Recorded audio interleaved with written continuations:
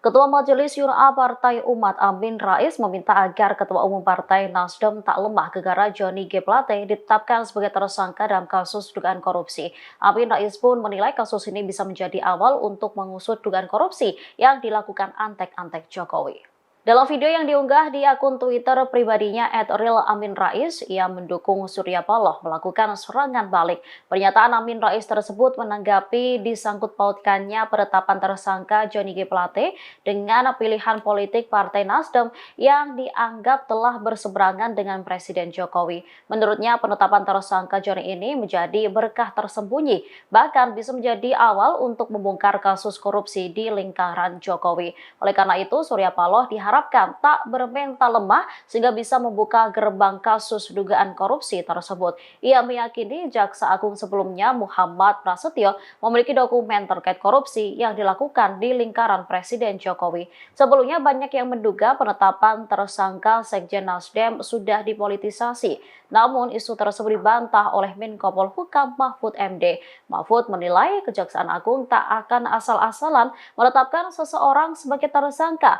Apalagi menurutnya kasus dugaan korupsi Johnny ini sudah diselidiki sejak tahun 2020 lalu. Penetapan tersangka Johnny pun sudah berdasarkan 2 alat bukti. Bung Surya Paloh, please fight back. Jadi Bung Surya Paloh silahkan ya pukul balik, jangan hanya diam saja.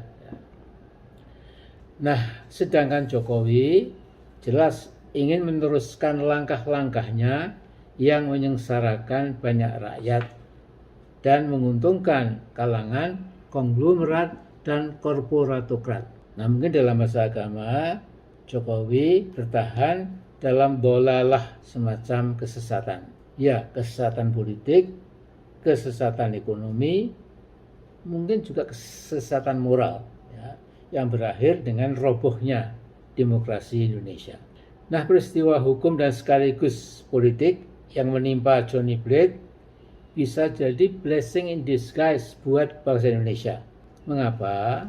Kita semua pasti setuju ya, dengan korupsinya diangkat ke permukaan dan nanti akan diberikan hukuman sesuai kejahatan korupsi yang sudah dilakoninya. Ini tentu kita dukung. Tapi jangan sedikit pun lupa bahwa konco-konco Jokowi, bahkan mungkin anak dan menantunya, bila ditelisik betul-betul, ternyata juga bisa dimasukkan ke kategori pelaku kejahatan korupsi. Nah, singkat kata, Pak Paloh harus tegak dan tegas berdiri. Maaf Pak, jangan bermental lembek. Ini Anda punya peran besar sekali. Nah, peristiwa Johnny Plate bisa menjadi gerbang lebar buat membongkar juga korupsinya konco-konconya Pak Jokowi.